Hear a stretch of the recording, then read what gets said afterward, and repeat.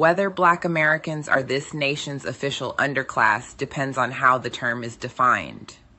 In the broadest sense, an underclass is a group that occupies the lowest position in a society's structure, economically, socially, and politically. From the founding of the United States, laws and policies created a racial hierarchy. Early naturalization laws and constitutional structures established a system where white Americans were placed at the top and granted full access to rights, resources, and opportunities. Black Americans were placed at the bottom, excluded from citizenship, ownership, and economic participation, except as labor. Over time, systems like slavery, Jim Crow, and later public policy reinforced that position, ensuring that Black Americans functioned primarily as a subordinated labor and consumer class. As a result, Black Americans became, in effect, an official underclass, a status that has never been fully dismantled. Even as the definition of underclass expanded to include other groups, the original structure remained. Immigrant groups, even when arriving with little, have historically been able to access opportunities, gain credentials, and move upward economically.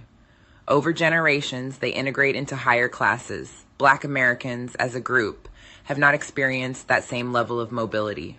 Data reflects this. At the height of the civil rights movement in 1967, white median household income was about $52,200, while Black median household income was about $26,800, nearly half. In the decades that followed, other groups, including Hispanics and Asians, entered the country and within a relatively short period surpassed Black Americans in median income. By 2014, Asian median income reached over $74,000, Hispanic income over $42,000, while Black income remained the lowest.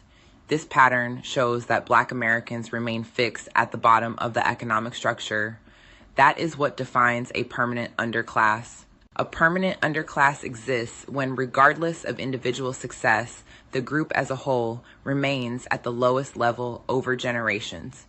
At the same time, there is a competing narrative. Some argue that Black conditions are the result of culture, values, or behavior, but that perspective ignores the structure that created the conditions in the first place. Black Americans did not become an underclass on their own. They were placed into a system where access to land, wealth, political power, and economic opportunity was restricted, and that position has carried forward across generations. In any structured system, something occupies the bottom. The real question is not whether an underclass exists. The question is whether that position was created and whether it has ever truly been changed.